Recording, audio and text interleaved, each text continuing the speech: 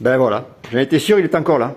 Tout ça pour ça. Alors regarde bien parce que ça pourrait t'arriver aussi. Bon, tu t'en souviens, dimanche, je suis tombé en panne de batterie. Du coup, lundi, je suis allé en acheter une chez Neuroto. J'avais 10% de réduction pour mon anniversaire et en avoir de 15 € si je ramenais la vieille. Comme tu as pu le voir, je l'ai remplacée et le lendemain, je suis retourné au magasin. Je sors la défectueuse du coffre. Avec un peu de mal, c'est pas léger ce truc-là. Je ferme la voiture à clé, sauf que là... impossible. Clic-clac, ça se ferme, ça se réouvre. J'insiste, pareil. Bon, on verra ça plus tard, j'utilise mon avoir et je rentre chez moi. Ça fait bip bip, le voyant qui s'allume. En arrivant, je mange en 2 minutes et je me penche sur le problème parce que aller à quelque part en laissant la voiture ouverte, ça va être compliqué. Bon, réfléchissons. Le problème pourrait venir d'un bug sur l'unité centrale, un fil coupé, un relais défaillant, un moteur grippé qui est trop long à réagir, ou dans le meilleur des cas, un switch de portière défaillant. Je vais les contrôler tous les 4.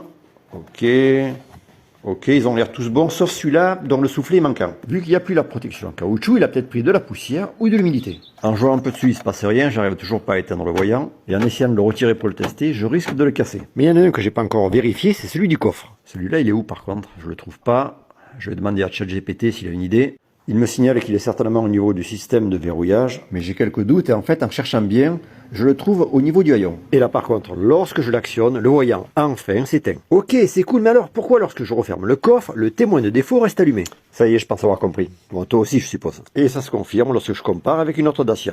En fait, j'ai tout simplement dû l'accrocher en sortant la batterie. En attendant de retrouver la pièce ou d'en acheter une, je vais mettre un patin. Ou bien, tiens, pourquoi pas, une de ces fixations pour voiture que j'avais acheté en lot sur un site low cost. Et qui m'avait bien servi d'ailleurs pour refixer le pare-choc tamponné sur la voiture à ma fille. Bon, en tout cas, ça y est, incroyable, je l'ai retrouvé là où je l'avais perdu. Fin de l'histoire.